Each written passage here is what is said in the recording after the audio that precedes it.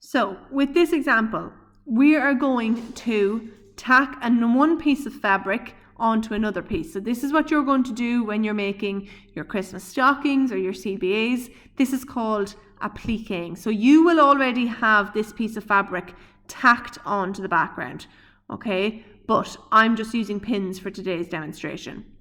So you're going to use the same method as you did when you were doing your sample blanket stitches. So the first step is to come out at the top, okay? What's important to note when you're doing the blanket stitch, you want the line to go straight along the top and kind of outline whatever that you're putting on your piece of fabric.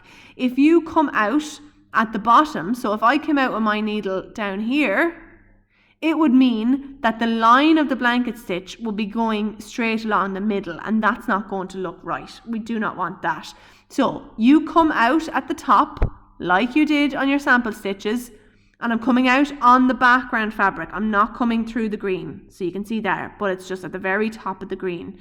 So I'm going to pull that through, and we're going to do our starting stitch. So where do you go? You go directly underneath, and you come out directly beside where you last came out. So see there?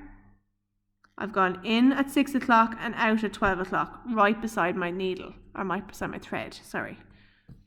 And I'm going to pull it through, and there is my vertical stitch. Okay, next step, we're going to hold towards 10 o'clock.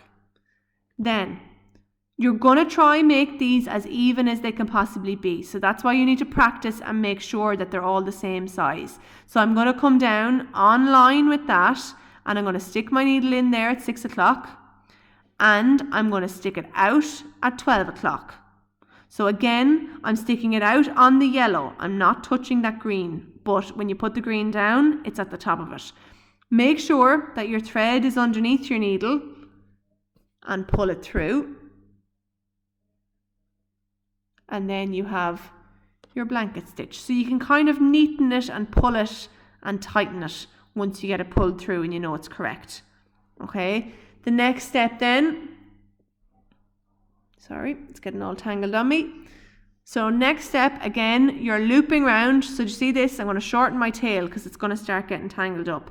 I'm holding it towards 10 o'clock. I'm going in here at 6 o'clock and out at 12 o'clock.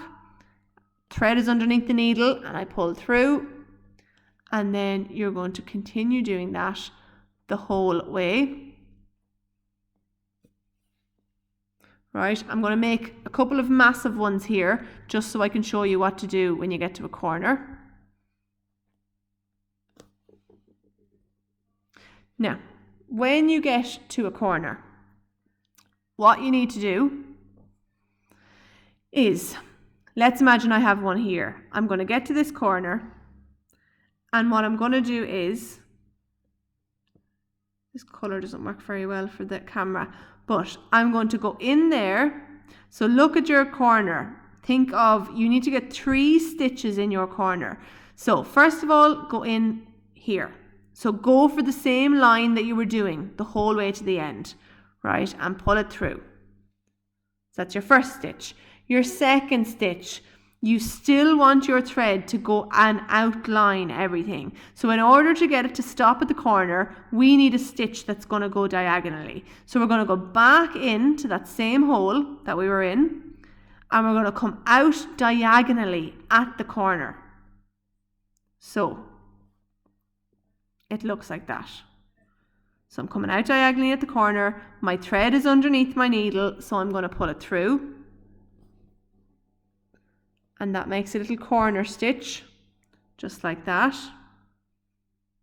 Okay, then I'm going to turn my piece of fabric or whatever I'm sewing on.